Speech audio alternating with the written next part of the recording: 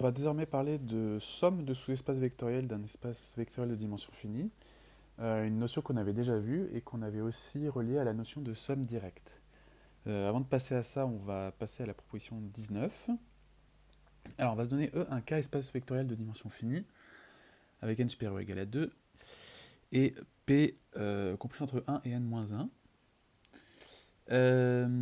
Et on va supposer que la famille EI est une base de E, et on va la découper en deux morceaux. Euh, on va dire que cette famille, on peut l'indexer d'abord d'éléments de 1 à P, puis de P plus 1 à N. Et on va appeler E1 l'espace vectoriel engendré par les P premiers éléments de la famille, E2 les N-P derniers éléments. Ce que nous dit cette proposition, c'est que ces deux espaces vectoriels sont supplémentaires dans E, c'est-à-dire que E est égal à E1 plus E2, et que cette somme est directe, ce qu'on avait noté avec ce plus entouré d'un cercle. De plus, E1 EP est une base de E1, et EP plus 1 EN est une base de E2. Alors, on va démontrer d'abord cette première partie, et je parlerai du deuxième point plus tard. Comme ça nous permettra de nous rappeler comment on fait pour démontrer que E1 et E2 sont supplémentaires dans E. Alors, je vous rappelle qu'il y a deux choses à démontrer en fait. Et la première, c'est que il faut que les deux espaces vectoriels, leur intersection, soit égale, enfin réduite plutôt, au singleton nul. Donc je vais démontrer cette partie-là d'abord.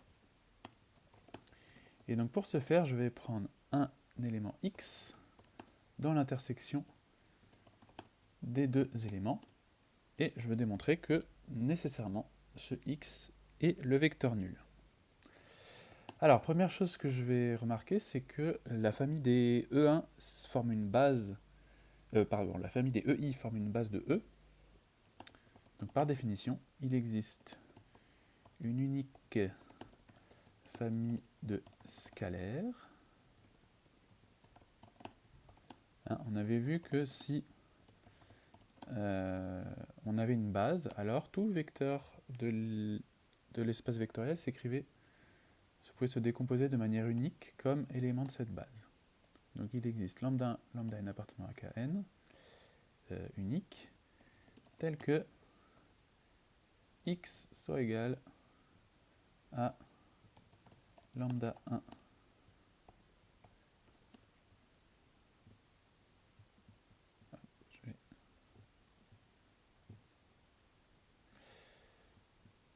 lambda E1 plus, etc. jusqu'à lambda n En. Alors maintenant, j'ai remarqué que comme x il appartient à E1 inter E2, en particulier il appartient à E1, et comme E1 jusqu'à EP c'est une base de E1, il existe une unique famille de scalaires que je vais noter mu1 jusqu'à mu-p, tel que x ce soit égal à mu1 plus E1, etc. jusqu'à mu p fois EP. Mais là où je vais remarquer quelque chose d'intéressant, c'est que je peux réécrire ça en la même chose, plus 0 fois EP plus 1, plus etc. jusqu'à 0 fois En. Donc là, j'ai une nouvelle écriture de x comme élément de EI. Mais on a dit que les EI, ça formait une base. Donc par unicité de cette décomposition, et bah forcément, en fait, si je compare cette écriture de x avec mu1 E1 jusqu'à mu PEP plus 0 EP plus 1 jusqu'à 0 EN, bah c'est la même que celle-là. C'est forcément la même. Donc on va forcément avoir mu1 qui est égal à lambda.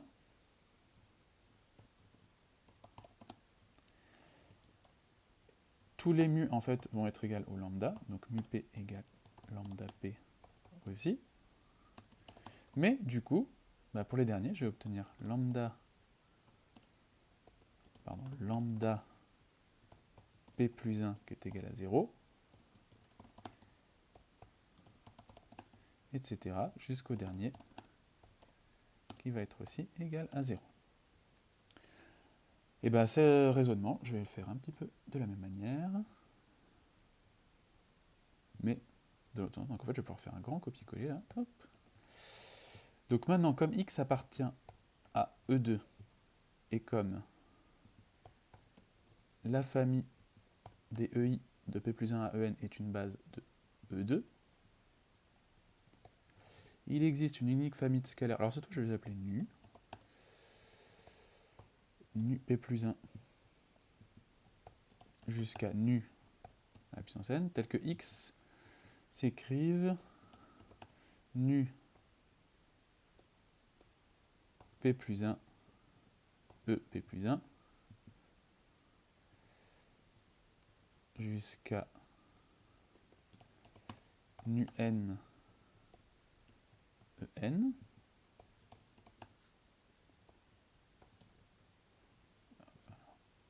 Hop. Et de la même manière que tout à l'heure, en fait, je vais pouvoir obtenir des informations sur mes premiers lambda en constatant qu'en fait maintenant, donc j'écris x comme nu p plus 1 EP plus 1 jusqu'à nu n en, et maintenant c'est les premiers termes que je vais passer à 0. Donc en fait je vais voir que j'ai à nouveau une nouvelle décomposition dans la famille EI, où cette fois c'est les p premiers qui prennent des scalaires à 0. Donc par unicité de la décomposition, comme tout à l'heure, je vais avoir lambda 1 égale 0 jusqu'à lambda p est égal à 0 et lambda p égale nu p plus 1, mais on a vu que c'était 0, et pareil jusqu'à lambda n et nu n. Finalement, x égale à 0. Voilà. Bon, réciproquement, alors ça c'est vraiment toujours trivial, mais il faut bien y penser, le vecteur nul appartient bien à l'intersection de E1 et E2, puisque E1 et E2 sont des sous-espaces vectoriels. Et donc, finalement, on a bien ce que je voulais démontrer, c'est-à-dire que E1 inter E2 est réduit à l'élément neutre. Voilà, donc ça c'était la première chose qui est de montrer que l'intersection des deux fait l'ensemble, fait le singleton 0. Maintenant, je veux montrer que E1 plus E2 est égal à E, donc on a la somme. Et ça, en fait, ça va être assez simple.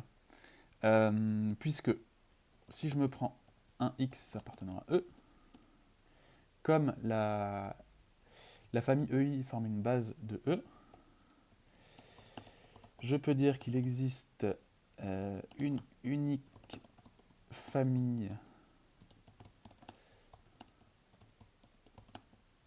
de lambda n telle que x, je puisse l'écrire comme la somme des lambda i EI, donc la somme de lambda 1 E1 jusqu'à, et là je vais faire exprès en fait de me faire une petite étape jusqu'à EP,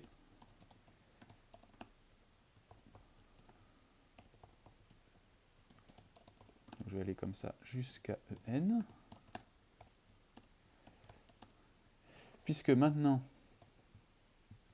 toute cette partie-là à droite, je vais remarquer qu'en fait, bah, ça va appartenir à E1. Je vais grossir un petit peu pour qu'on voit mieux. Et de la même manière, la partie de droite appartient à E2.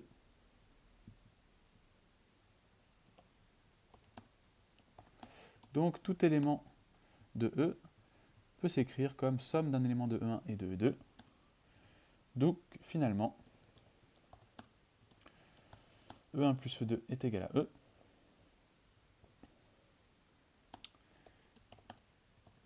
Et comme on a aussi l'intersection de ces deux sous-espaces vectoriels qui est égale à 0, et bien finalement, ils sont supplémentaires dans E.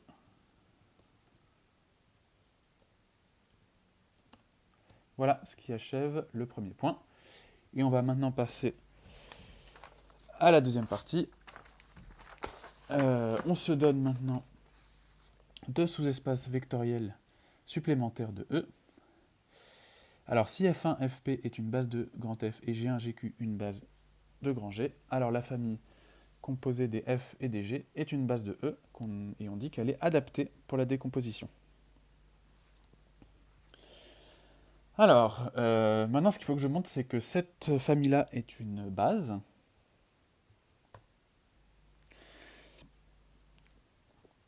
Donc je dois démontrer deux choses pour montrer que ce soit une base. Il faut tout d'abord que ce soit une famille libre, et deuxième chose, il faut que ce soit une famille génératrice. Donc je vais d'abord montrer que c'est une famille libre. Donc pour ce faire, je vais considérer une famille de scalaires, lambda,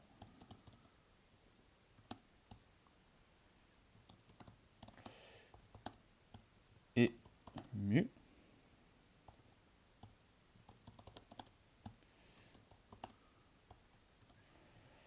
donc une famille de scalaires telle que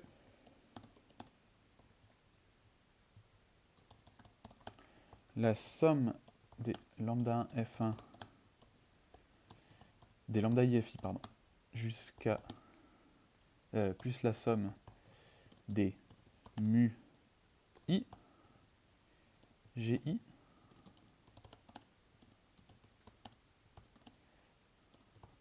soit égale au vecteur nul. Et je vais démontrer que nécessairement, ça va impliquer que tous les lambda et tous les mu sont égaux à 0. Alors, première chose que je vais remarquer, c'est que du coup, je vais passer tous les mu à gauche. D'accord? Donc, c'est ce que je vais faire là. Donc, je vais juste faire ça comme ça.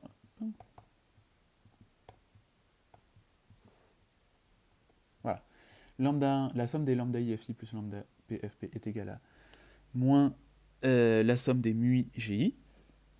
Du coup, ce que je vais tirer de ça, première chose, bah, c'est que ce que j'ai à gauche là, ça appartient à F, puisque c'est des sommes d'éléments de la base de F, mais c'est aussi, ça peut s'écrire comme somme d'éléments de G. Donc forcément, tout ça, en fait,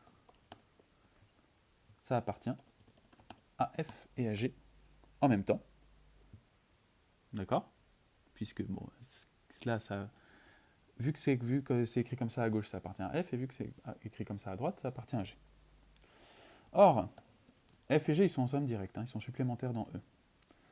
Donc, l'intersection des deux, c'est l'ensemble, c'est le singleton 0. Donc, du coup, ça veut dire que ce que j'ai là à gauche est égal à 0.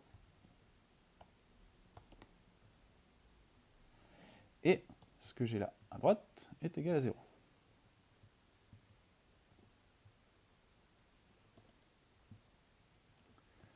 Donc la somme des moins mu IGI est égale à 0. Mais du coup, comme c'est égal à 0, bah, je peux changer les signes, hein, sans trop me préoccuper. Enfin, ça change rien, hein, donc je garde les signes. Mais là, j'ai deux bases de... Donc par exemple, la somme des lambda, les lambda i fi, les fi forment une base de f. C'est une base de f. Donc nécessairement, tous ces lambda i là, ils sont égaux à 0. Et de la même manière, en fait je vais faire un petit peu la même chose. Les gi forment une base de grand G. Donc les mui vont être aussi égaux à 0. Donc finalement, ma famille scalaire est égale à 0, et dans mon raisonnement, dans ma logique, ça veut dire que la famille des FI et des GQ est libre. Ensuite, il me reste à démontrer que c'est une famille génératrice. Et là, ça va être un petit peu plus simple. Donc nous, on sait déjà que F plus G, c'est égal à E. Donc F et G, la somme de F et G fait E, puisque F et G sont supplémentaires dans E. Donc on sait que pour tout x dans E, il existe petit f appartenant à grand F et petit g appartenant à grand G, tel que x soit égal à f plus g.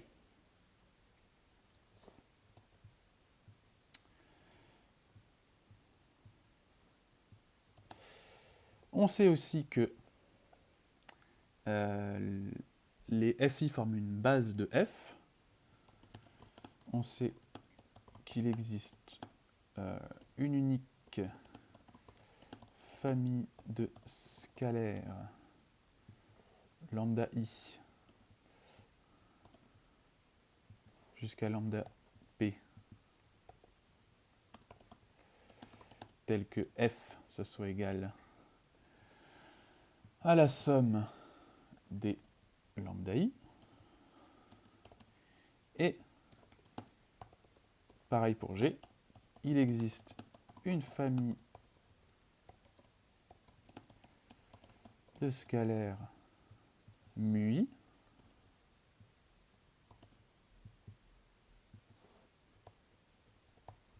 jusqu'à q, tel que le petit g là, que j'ai considéré s'écrive comme décomposition d'éléments des GI. Donc finalement, x qui est égal à f plus g, c'est la somme des lambda i fi plus la somme des mui gi. Donc la famille des